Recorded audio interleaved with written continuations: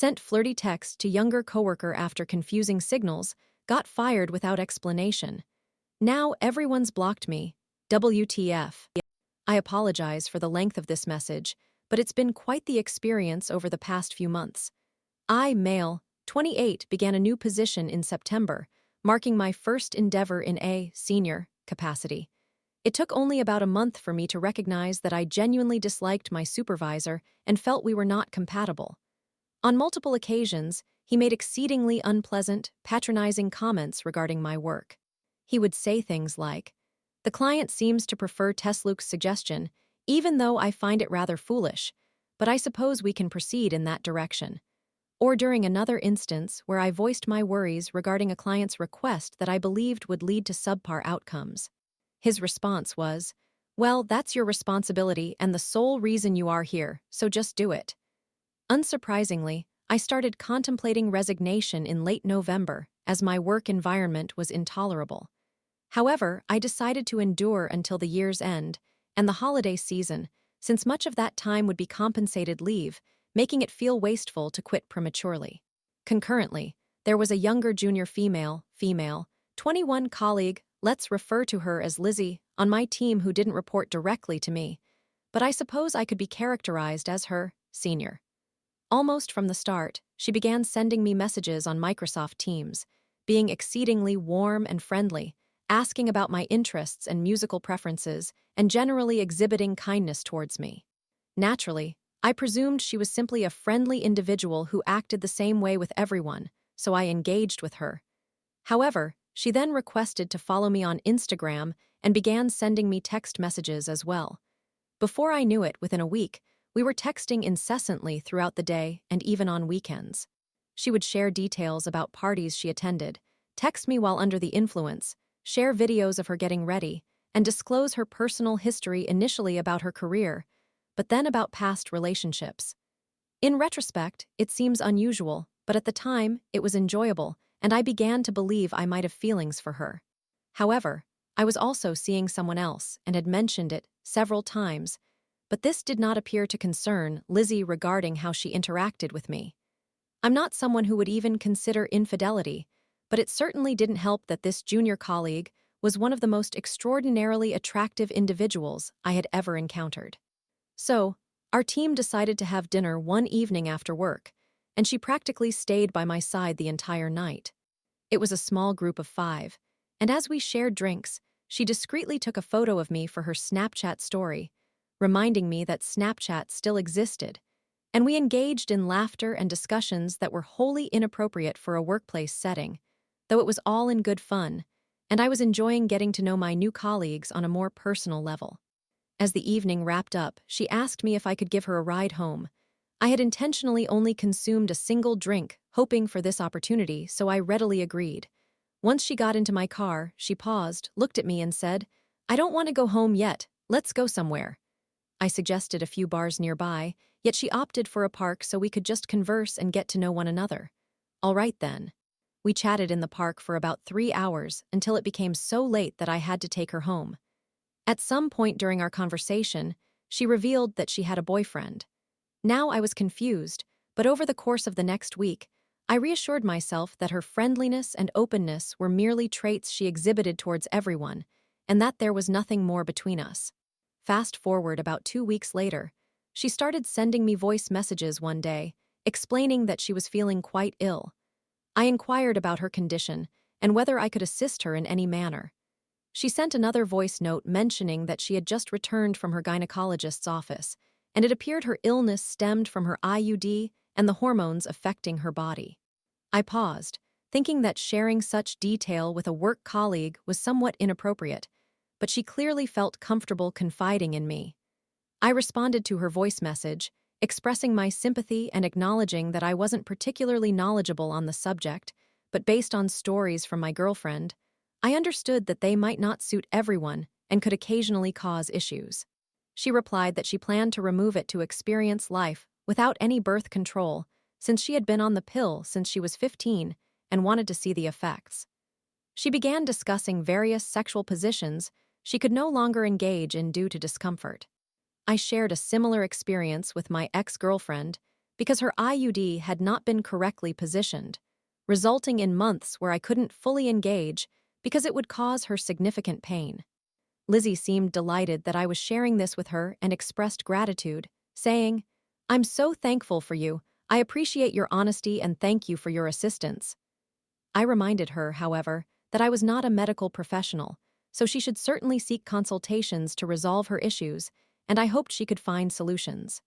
Honestly, I'm not entirely sure how the conversation progressed from there, but shortly after, she transitioned to discussing her favorite sexual positions, explaining how certain, new, ones were more pleasurable now, as they didn't cause discomfort.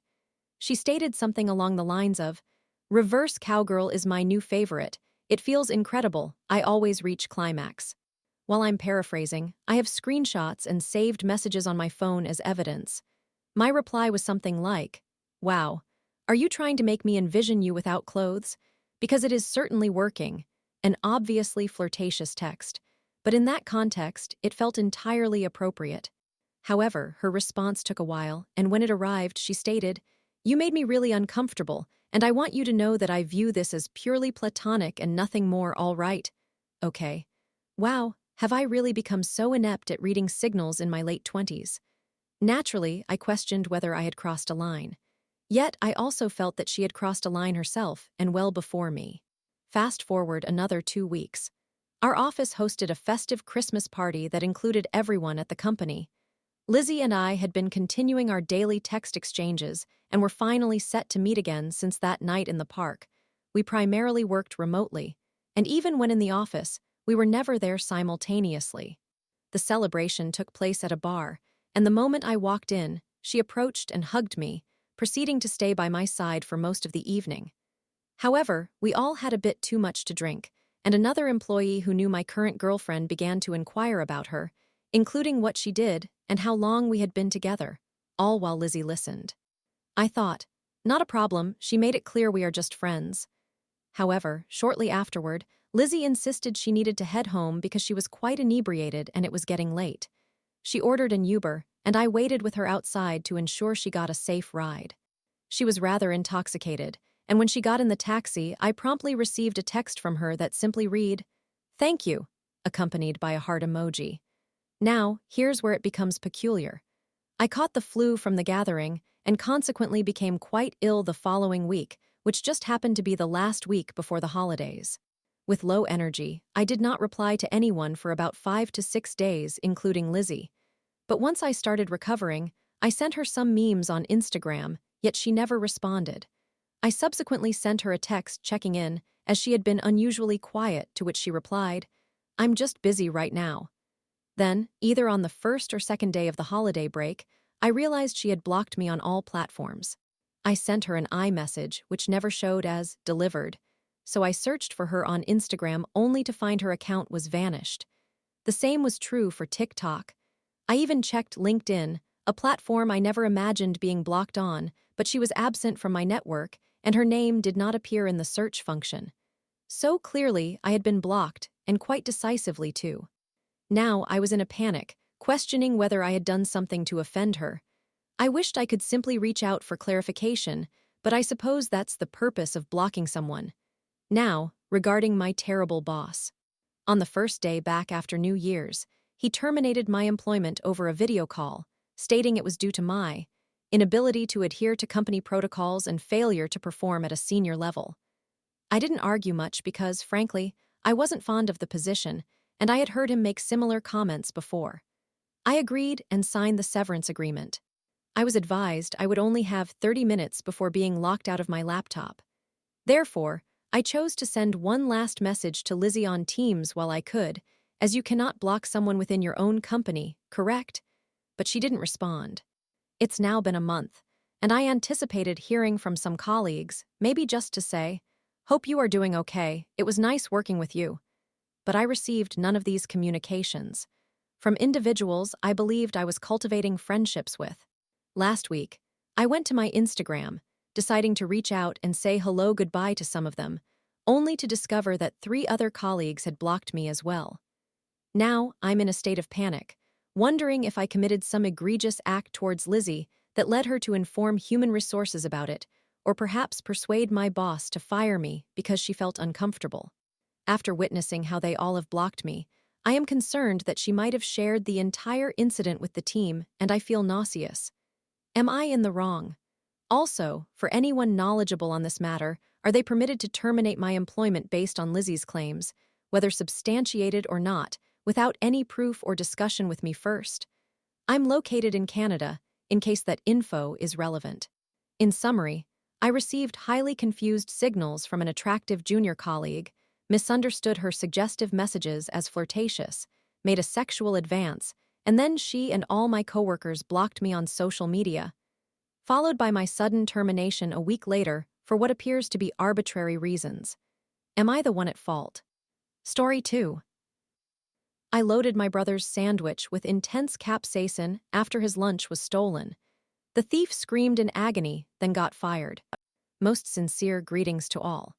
I have been thoroughly enjoying the videos produced by Dark Fluff on YouTube from the R entitled https www.reddit.com R entitled R Revenge, https www.reddit.com R Revenge, and R Malicious Compliance, https www.reddit.com R Malicious Compliance, communities, and I believe I have a story that may be worthy of a vid. Even if it does not make the cut, I think many individuals will find this tale quite amusing. I initially shared this in R Dark Fluff, but since I am the original poster, I believe I have the right to share it here as well. To provide some background, there is a product called Pure Cap, which consists entirely of capsaicin oil, the substance that gives hot peppers their heat. It boasts a Scoville rating of 500,000 units per drop and lacks any flavor, making it perfect for enhancing dishes without altering their taste. Applying a sufficient amount, usually just a few drops, to any food can render it nearly unpalatable to anyone who is not highly accustomed to spicy flavors, a so-called pepperhead. It can be purchased on Amazon for approximately $30 USD for 2 ounces, but a small quantity goes an exceptionally long way. Consequently, it is packaged in an eyedropper bottle. Now, onto the exciting part. In the early 2000s, my brother, Rick, was employed at a call center that featured a break room with a refrigerator freezer, a microwave, and a small sink. He seldom brought his own lunch, typically leftovers from the previous evening's meal, perhaps 3 or 4 times each month, but every instance it was taken. Initially, he refrained from mentioning the incidents, assuming it might have been an honest mistake that the individual responsible was too embarrassed to admit. However, after the 3rd occurrence, he recalled the military saying, "Once is happenstance, twice is coincidence, but thrice is enemy action," and he reported the thefts to his supervisor, Don, and the head of human resources, Dolly, from that point forward. Unfortunately, they informed him that without concrete evidence, there was little they could do due to the absence of surveillance cameras in the break room. This is where my scheme began. One evening, I prepared a roast beef dinner with potatoes and carrots that simmered all day in a crock pot with onion soup mix on top. It was incredibly tender and flavorful. I also made a delightful salad to accompany it, and set aside a full dinner serving for him to enjoy during his upcoming lunch shift. The following night, he returned home and mentioned that his lunch had been stolen once more, prompting me to create a lavish roast beef sandwich the next morning. I piled on thick slices of beef, lettuce, pickles, cheddar cheese, and mayonnaise on an 8-inch hoagie roll, intending for the lunch thief to believe they had struck gold 2 days in a row. I heavily doused the roast with Pure Cap, using about 4 droppers, approximately 30 to 40 drops of the pepper oil on the meat alone, and ensured it was fully absorbed before assembling the sandwich to enhance its appearance. I even blended some into the mayonnaise and added additional drops to the bread, as bread tends to mitigate spiciness. When Rick entered midway through my application of Pure Cap, he inquired about my activities.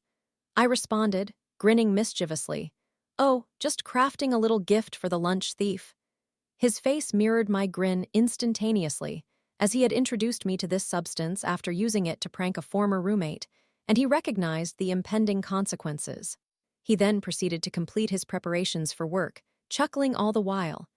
I even handed him $5 as he left, since a sandwich shop, marked by its green and yellow logo, was only a couple of blocks away, and they were still offering $5 footlongs. Upon Rick's return that evening, his smile had grown wider as he recounted the events. He was amidst calls just a couple of hours into his shift when a horrifying howling erupted from the break room. Everyone not currently on a call, including Dolly, rushed in to discover the sandwich on the table with a single bite taken out of it, the half-masticated bite resting right beside it, and Don at the sink desperately attempting to rinse the capsaicin fire out of his mouth, unaware that water only exacerbates the burning sensation. Don was typically affable and reasonable, which made him well-liked. Yet, he presumably thought that would mitigate the situation as he pointed at Rick and shouted, "He tried to kill me," only to return to battling his mouth's fiery condition with water. Dolly picked up the sandwich's bag, clearly labeled with Rick's name in bold red letters in his handwriting. She glanced at Rick, who responded with a completely sincere expression and a shrug. Consequently, Dolly seized Don by the arm and escorted him to her office while he streamed tears and mucus the entire way. By this time, the water had amplified the effects of pure cap significantly, forcing Don to endure the flames while Dolly and the call center's manager, Bill, reprimanded him for about 15 minutes, ultimately ending with his termination for theft. The agony from that sandwich rendered him nearly speechless due to the burning, tears, and runny nose, and he had no defense since he had just implicated himself in stealing another employee's lunch. The company maintained a strict zero-tolerance policy regarding such offenses, particularly when superior staff pilfered from those they managed.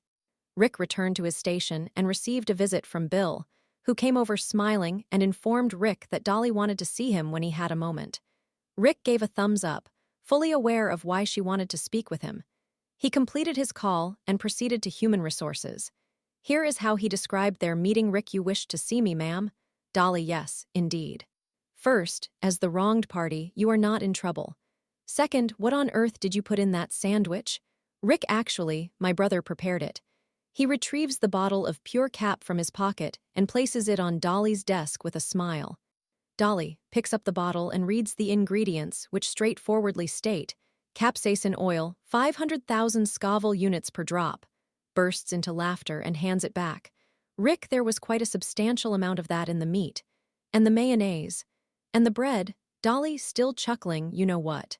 Feel free to take your lunch break now, and when you return, we can discuss promoting you to the supervisor of that section." So he did. To this day, Rick claims that was the most gratifying sub sandwich he has ever consumed. He opted not to accept the supervisory position, resulting in the promotion of another individual from that section, a very kind lady, Carrie, who had also witnessed the sandwich incident.